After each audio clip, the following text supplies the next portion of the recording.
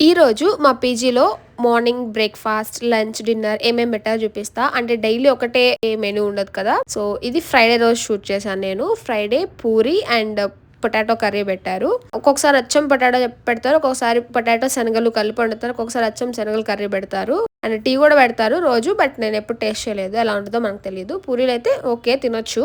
Every Friday ఇదే menu ఉంటుందా అంటే ఏమో తెలియదు. నాకు ఓన్లీ సాటర్డే సండే మెనూస్ తెలుసు. మిగతా డేస్ నేను అంతా వెళ్ళను ఎప్పుడు. ఈ గ్యాస్ ప్రాబ్లం వచ్చిన కొంచెం అవి కూడా కొంచెం అటు ఇటుగా పెడుతున్నారు. ఇంకా మధ్యాహ్నం సోయా అండ్ పెసలు కర్రీ ఏదో ఉంటే పప్పు ఉంటది, లేకపోతే ఇట్లా ఏదో ఒక ప్రోటీన్ సోర్స్ ఉన్న కర్రీ ఉంటది. ఆ గుడ్డు వాళ్ళు పెట్టారు అనుకున్నారు, కాదు నేను ఉడకబెట్టుకున్నాను. ఇంకా నైట్ డిన్నర్ కి పప్పు చారో సాంబారో ఏదో అండ్ రైస్ అనమాట.